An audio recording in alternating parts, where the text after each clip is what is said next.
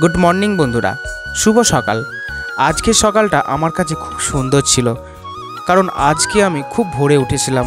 পাখিদের কলরব শুনতে শুনতে ব্রাশটা করে সকাল সকাল টিউশনির উদ্দেশ্যে রওনা হয়েছিলাম।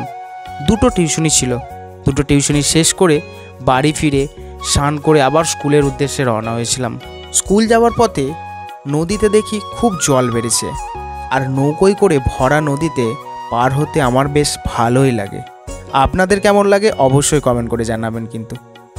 তারপর স্কুলে গিয়ে পৌঁছালাম। স্কুলে এখন এক্সাম চলছে, তাই অতটা চাপ ছিল না।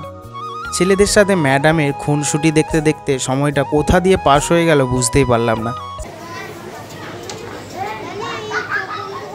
বাড়ি ফেরার সময় দেখি খুব জোরে বৃষ্টি নেমেছে, তাই আর বাড়ি ফেরা হলো না। তাই কিছুক্ষণের জন্য স্কুলে আমিও ছেলেদের সাথে কিছুটা সময় কাটালাম।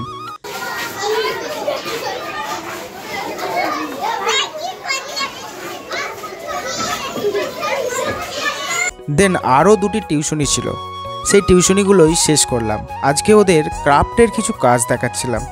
তারপর বাড়ি ফিরে এসে ডিনার সারলাম। ডিনার শেষ করে একটু বই নিয়ে বসলাম। রাত্রিতে বই পড়া আমার বরাবরই খুব ভালো লাগে, তবে প্রতিদিন তা হয়ে ওঠে না। তার একটাই কারণ, মাঝে মধ্যে আমার খুব নেশা রাত্রিতে ড্রয়িং করার। আজকের মিনি ব্লগ আমি এখানেই শেষ করছি। কেমন হয়েছে অবশ্যই কমেন্ট করে জানাবেন। ভালো লাগলে একটি লাইক করে দেবেন, আর যারা আমার পেজটাকে এখনও ফলো করেননি অবশ্যই ফলো করে যাবেন।